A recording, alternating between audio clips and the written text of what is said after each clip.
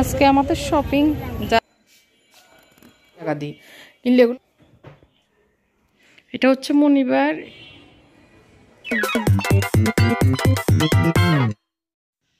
আসসালামু আলাইকুম, সবাইকে সুস্বাগতম জানাচ্ছি আমার চ্যানেল রুমিস ফ্যাশনেবল হাউসে। শুরুটা করি একটি কোরআনের আয়াতের অর্থ দিয়ে। সূরা আদ-দুহার ৪ নং আয়াতে আল্লাহ পাক কি বলেছেন জানেন? যে ধৈর্য ধারণ করো, তোমার ভবিষ্যৎ তোমার অতীতের চেয়েও সুন্দর হবে। আলহামদুলিল্লাহ, আমরা ধৈর্য ধারণ করব, কোনো কাজেই হতাশ হব না। আমরা অনেক সময় একটা কাজ করি, কিন্তু সেটা আমাদের মন মতো না হলে কি করি, একদম অধৈর্য হয়ে পড়ি। সেটা না করে ধৈর্য ধারণ করব। আল্লাহ পাক আমাদের সবরের মেওয়া অবশ্যই দিবেন, সেটা আল্লাহ নিজেই বলেছেন। তো এখন শুরু করা যাক আমার ভিডিওর আজকের মূল অংশটা। সকাল থেকেই শুরু করেছি আমার আজকের ভিডিও। গত ব্লগে আপনারা দেখেছেন আমার বোনের মেয়ে এসেছে, ওর হাজব্যান্ড বাচ্চারা সহ। তো এটা সেটারই ধারাবাহিকতায় সকালের নাস্তা দিচ্ছি, যা যা টুকটাক করেছি। তো সবাই একসাথে নাস্তা করে নিচ্ছি আর কি। একসাথে বসে ভাজি ডিম যা যা করেছি টুকটাক। এখন আমি রান্নাঘরে চলে যাব রান্নাটাও করতে, কারণ রান্না করে তাড়াহুড়ো করে একটু মার্কেটে যাব। সেজন্য এখানে একটু রিকশা মাছ রান্না করছি, তারপরে পোয়া মাছ ভেজে একটু শুকনো আর কি ভেজে নিব, আর গরু গোশত আছে। তো পুরো রান্নার প্রসেসটা দেখাচ্ছি না, কারণ ব্যস্ততায় যখন রান্না হয় তখন ভিডিও করাটা আর পসিবল হয় না।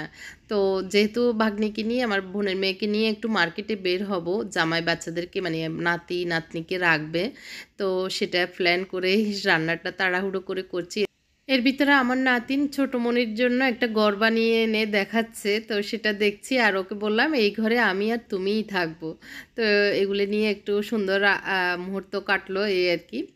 মাছ ভাজিতে একটু পেঁয়াজ, কাঁচামরিচ, রসুন, একটু হলুদ, একটু মরিচ, তারপরে একটু জিরা পাউডার দিয়ে ভেজে নিয়েছিলাম। এখন লাস্ট পর্যায়ে ধনিয়া পাতা দিয়ে নেড়ে চেড়ে মাছগুলি মিক্স করে নামিয়ে নিব। জাস্ট এটুকুই। মাছ ভাজি তো খুবই সহজ, সবাই পারি। তারপরে একটু পোয়া মাছগুলি আজকে কেন যেন রান্না না করে এইভাবে ভেজে নিতে ইচ্ছে করলো, আর এইভাবে খেতেও ভালো লাগে, এই জন্য এইভাবে করে নিয়েছি। তো আজকে একটু ঘরোয়া পদ্ধতিতে বাঙালি খাবার যেগুলি সেগুলি করছি। ডাল রান্না করে নিয়েছি, মুরগির রোস্ট করেছি, আর করেছি পোয়া মাছ ভাজি, এগুলি বেডে নিয়েছি। তারপর বেগুন ভাজি করেছি। যা যা করেছি একটু দেখিয়ে দিচ্ছি, কারণ টেবিল সাজিয়ে দেখানোর সময় নেই, তাড়াহুড়ো করে এখন চলে যাব। পোলাও রান্না করেছি, গরু গোশত রান্না তো আগের ছিল, আর ভাতও রান্না করে নিয়েছিলাম। এরপর পরেই বেরিয়ে পড়েছি আমি আর আমার ভাগ্নি মিরপুর বেনারসি পল্লীতে। আমার ভাগ্নির দেবরের বিয়ে, এর জন্য ও কেনাকাটা করতেই ঢাকা এসেছে। তো একটা বেনারসি পরার শখ, মানে বেনারসি কাতান, আর এই তো লেহেঙ্গাও দেখা হচ্ছে, যেটা এই নিই না কেন বাসায় গিয়ে দেখাবো। তো এখন বাসায় চলে যাচ্ছি, কেনাকাটা প্রায় শেষ। আজকে আমাদের শপিং যা যা করলাম হাতে করে নিয়ে যাচ্ছি। লেহেঙ্গা 2টা কিনছি। প্রায় সোয়া 2টা বেজে গিয়েছে আমরা বাসায় আসতে আসতে। তো তাড়াহুড়ো করে গোছল নামাজ সেরে এখন খাবার দিয়ে দিচ্ছি টেবিলে। আর এই তো শালা বোনের জামাই বসে গিয়েছে খাবার খেতে। তো যা যা করেছি টেবিলে দিয়েছি, আমরা খেয়ে নিব সবাই মিলে, তারপরে দেখাবো আপনাদেরকে কি কি এনেছি। এই যে সুন্দর লেহেঙ্গাটা, এটা হচ্ছে আমার নাতিনের জন্য। ইয়েলো কালারের গায়ে হলুদের দিন পরার জন্য এই লেহেঙ্গাটা কিনেছি। খুবই পছন্দ হয়েছে আমার, কারচুপির কাজ করা পুরো বডিতে, আর জর্জেট কাপড়ের উপরে কাজ করাটা খুবই সুন্দর ফুটেছে। তো মাস্টার্ড ইয়েলো কালার টাইপের এই কালারটা, যদিও মোবাইলে বেশি গাঢ় আসতেছে, অত গাঢ় না, হালকা আর কি। তো ওরা গায়ে হলুদের দিন ওইটা পরবে, আর আমার ভাগ্নির জন্য ওই যে বেনারসি পল্লী থেকে এই কাতানটা কিনেছি।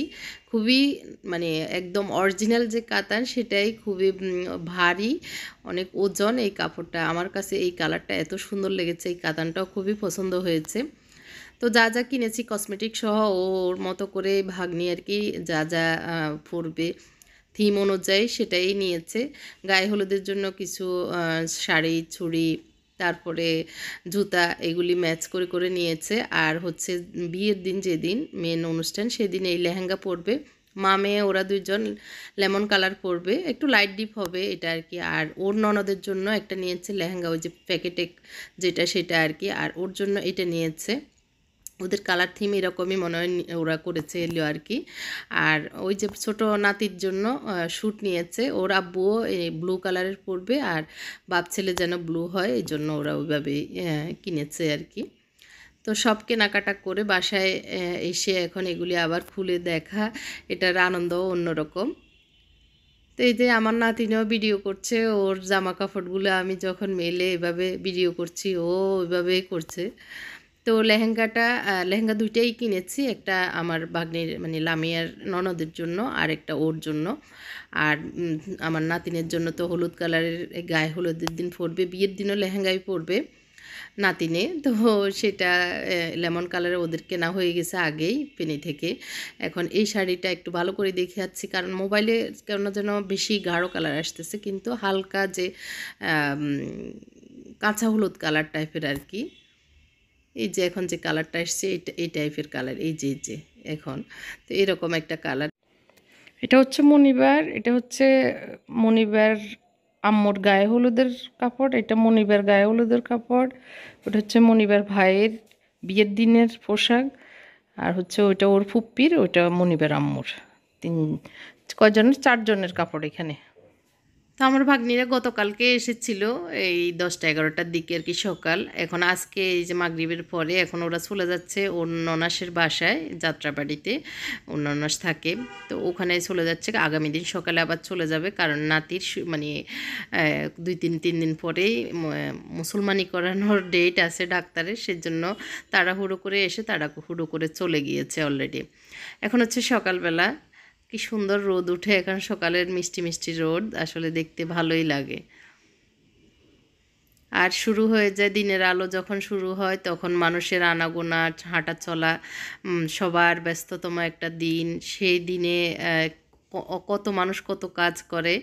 এই রকম একটা দিনে আবার আপনাদেরকে সুস্বাগতম জানাচ্ছি। আমার পরের দিন কি হচ্ছে না হচ্ছে সেটাই দেখাচ্ছি।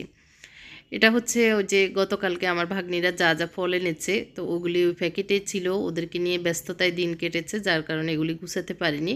আজকে ভাবলাম একটু গুছিয়ে রেখে দিই।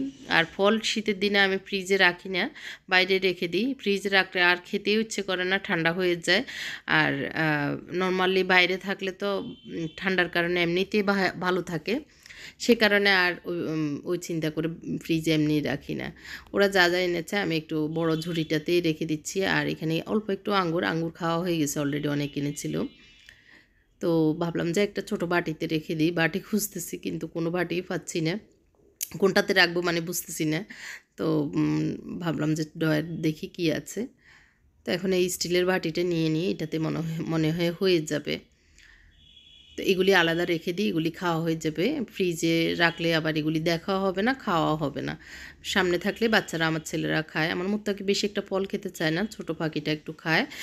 তো এরপরে তো অনেক কাজ করে নিয়েছি, ঘর দুয়ার গুছানো, রান্নাবান্না সবই শেষ করে নিয়েছি। এর ভিতরে নিচে 6 তলায় আমার ভাইয়ের বাসায় আর কি ফ্ল্যাটে কাজ চলছে, তো সেটা একটু দেখতে এসেছি। গ্রিলের কাজ চলছে গত 4-5 দিন থেকেই, একটু একটু করেই হচ্ছে। এই কাজটা একটু সময় সাপেক্ষের ব্যাপার আসলে দেখতেছি। তো এই গ্রিলগুলি লাগানোতে এই ঘরের সৌন্দর্যটা মনে হয় যে দ্বিগুণ বেড়ে গিয়েছে। তো আমি একটু দেখিয়ে দিচ্ছি। আর ওই যে যিনি মালিক তিনি এসেছেন, এসে আমাকে বললো আপা একটু নিচে আসেন, আমি এসেছি। তো উনি সহ আমি একটু দেখছি কাজগুলি এমনি ফাঁকে। তো আমি ওই যে যারা কাজ করতেছে তাদেরকে বলতেছি যেন মুখগুলো ঠিক থাকে, রডের মাথা আর কি, যে অ্যাজগুলি দিচ্ছে, অ্যাজগুলির মাথাগুলি মনে হচ্ছে যে ঠিক হচ্ছিল না, তো সেটা দেখিয়ে দিচ্ছে। আর ওই যে মালিক যিনি, ওনাকেও বলছি আপনিও একটু বলে দেন। তো উনিও দেখতেছে যে আসলে ভুল করতেছিল, সেজন্য উনিও বলে দিচ্ছে কিভাবে কাজ করবে মিস্ত্রিকে। এটা আর কি, এটা হচ্ছে মাস্টার বেডরুমের বারান্দা আর কি। তো এই বারান্দাগুলির বাইরে 1 ফিট গ্রিলের কাজ করাচ্ছি আর কি, বাইরে বাড়তি রেখে। এই ধরনের গ্রিলগুলি করলে আমার মনে হয় আর কি, যারা এখন নতুন ফ্ল্যাট করছেন বা বাড়ি করছেন তাদের জন্য বলছি, এইগুলি করলে মানে কয়েকটাই সুবিধা আমি মনে করি। একদিকে হচ্ছে 1 ফিট করে আমরা ঘরের ভিতরে একটা জায়গাও পেয়ে যাচ্ছি, বিশাল একটা বারান্দা দেখতে মনে হয়। দ্বিতীয় পয়েন্ট হচ্ছে মানে একদম বড় মনে হয় বারান্দাগুলি, ছোট বারান্দা বারান্দা হলেও বড় দেখায়, যেহেতু বাইরের দিক থেকে 1 ফিট করেই ভিতরে ঢুকে যাচ্ছে এই জন্য। আরেকটা হচ্ছে কাপড় শুকাতে সুবিধা হয় এই ধরনের বারান্দাগুলিতে। আরেকটা হচ্ছে দেখতে অনেক সুন্দর লাগে। তো এটা আর কি, এই জন্যই বলছি এই ধরনের বারান্দা আপনারা 1 ফিট বাইরে রেখে গ্রিলগুলি করাবেন, তাহলে আপনাদের কেনা ফ্ল্যাট বা বাড়ি তখন সেটার জায়গাটা, বাইরের যে জায়গাটা সেটা ভিতরে ঘরের ভিতরে পেয়ে যাবেন। এটাও আবার একটু আছে, কোনো কোনো ফ্ল্যাটে করতে দেয় না মালিকপক্ষ বা যারা ল্যান্ড ওনার বা যারা কোম্পানির লোক তারা করতে দেয় না। যাদের সুযোগ থাকে তারা করতে পারেন। ওগুলো তো আমি দেখিও নাই, খেয়ালও করি না, এখন এটা দেখতেছি তো। ওই যে উপরে এই পাশের ডাইনারটা তো একটু মুখটা কেমন চিকন হয়ে গেছে না, উপরের মাথাটা আর একটু জ্বালাই করলে মনে ভালো না। এই ডাইন সাইডের উপরের রডটা এসের নিচে মুখ ওই যে বামেরটা যেরকম সুন্দর হয়েছে এটার সুন্দর, মানে ডাইনারটা ওইরকম হয় না।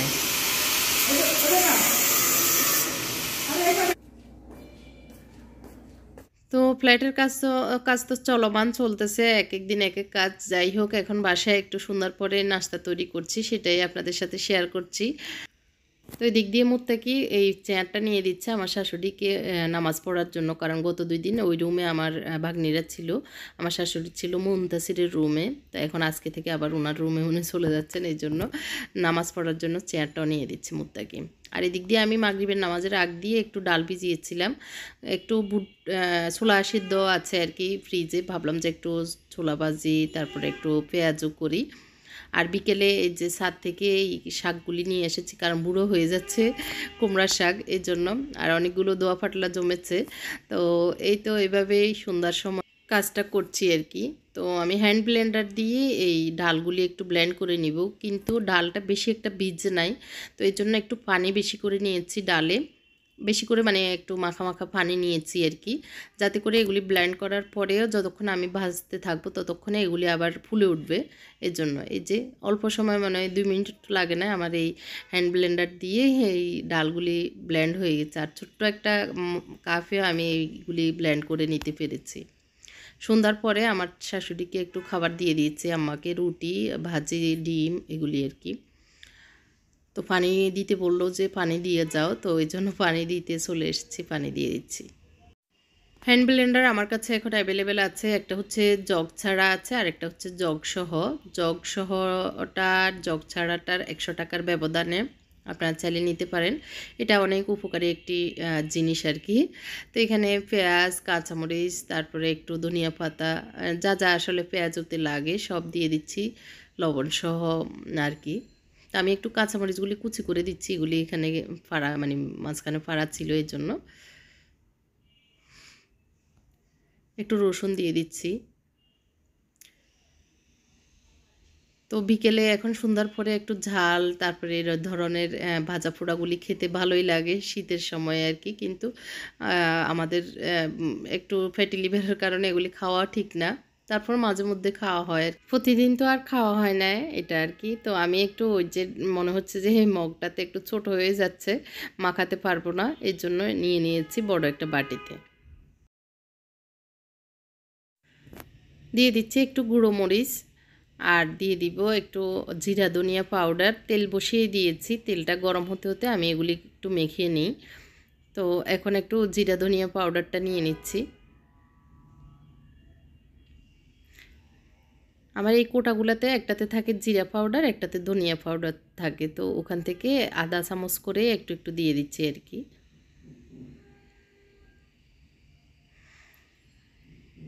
এখন ভালো করে মিক্স করে ভাজিটা করে নিব। তো এটা রমজানের একটা খাবার, আমাদের এখন আজকের বিকেলের নাস্তা আর কি। তো আমার মুনতাসির বলতেছিল কিছু খাবে, এই জন্য ওদের জন্যই করা।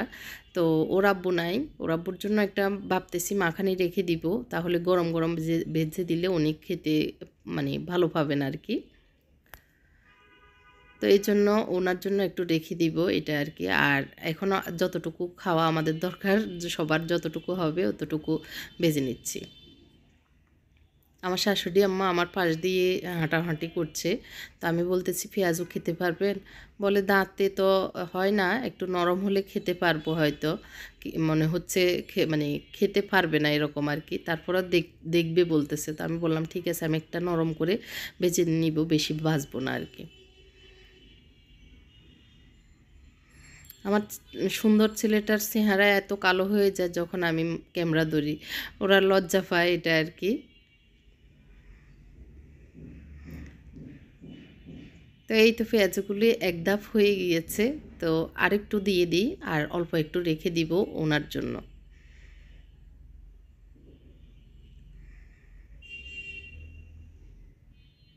তো এই যে আমি নরম দেখে একটা আলাদা করে রেখেছি। উনি যদি খেতে পারেন তাহলে আরেকটা দিব নরম দেখে আর কি, দেখা যাক। তো আমি অল্প একটু তেল দিয়ে ভেজে নিচ্ছি, আর যেটুকু তেল বাকি থাকবে সেটাতেই ছোলা ভাজিটা করে নিব। তো অল্প একটু তেল আছে, সেটার ভিতরে পেঁয়াজ দিয়েছি, কাঁচামরিচ, একটু টমেটো কুচি করে দিচ্ছি, কেচি দিয়ে কেটে দিচ্ছি। একটা টমেটো ছিল ছোট ছোট, এর জন্য। ভালো করে আমি পেঁয়াজগুলি ভেজে নিব। তো যেভাবে আসলে আমি করি আর কি, সেটাই আপনাদের সাথে শেয়ার করছি। একটুখানি রসুন দিয়েছি আর গুঁড়ো মরিচ দিয়ে দিচ্ছি। গুঁড়ো মরিচগুলোতে ঝাল নাই, এর জন্য একটু কালার হওয়ার জন্যই দেওয়া। লবণ, জিরা ধনিয়া পাউডারও দিয়েছি। তো আবার মিক্স করে নিচ্ছি সব কিছু। আগুনটা মিডিয়াম আঁচেই রেখেছি। এখন আমি একটু ছোলার ভিতরে যে একটু পানি ছিল সেখান থেকে একটু পানি দিয়েছি, যাতে করে পেঁয়াজগুলি সফট হয়ে যায়। তো একটু পরে আসলে দিয়ে দিয়েছি, ভাবলাম যে ছোলাগুলিও সিদ্ধ হতে থাকুক। আর একটুখানি ময়দা দিয়ে দিয়েছি একটু গ্রেভিটা মানে ঘন হওয়ার জন্য। আমি যেহেতু সেদ্ধর সময় আলু দিইনি, সেজন্য একটু এভাবে ঘন করে নিব আর কি। তো ছোলাগুলি হতে থাকুক, আগুন কমিয়ে দিয়েছি, আস্তে আস্তে হোক। আর এদিক দিয়ে আমি একটু সালাদ করে নিচ্ছি। একটু ধনিয়া, তারপর পেঁয়াজ আর হচ্ছে শসা, এগুলি দিয়ে ছোলা ভাজিটা ভালোই লাগে। আজকের ভিডিওটা অনেক লম্বা করে ফেলছি, অনেক দিন পরে দিচ্ছি ব্লগ। আচ্ছা, তো এই জন্য একটু লম্বা হয়ে গেছে, আর এডিট করিনি আর কি, ফেলে দিইনি। তো কেমন লাগছে কমেন্ট করে জানাবেন। তো ভালো করে হচ্ছে, এখন এখন আর একটু শুকাক, তো তারপরে নামিয়ে নেব। তো ধনিয়া পাতাটাও দিয়ে দিয়েছি, ভালো করে মিক্স হয়ে যাক।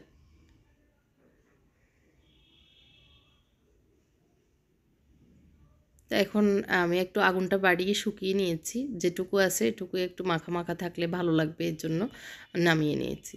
একটু মুত্তাকিকে দিব, এর জন্য ডাকতেছি ওকে, আর বললাম যে তোমার ফ্রিজ রেডি, তুমি চলে আসো। তো এই তো আজকের ভিডিও এ পর্যন্তই ছিল। কেমন লেগেছে আপনাদের কাছে? চিমনি চিমনি অফ, কমেন্ট করে জানাবেন। আর সবাই ভালো থাকবেন, আমাদের জন্য দোয়া করবেন। আল্লাহ পাক সবাইকে ভালো রাখুক, এই দোয়া রেখেই আমার আজকের ভিডিওটি এখানেই শেষ করছি। আল্লাহ হাফেজ, আসসালামু আলাইকুম।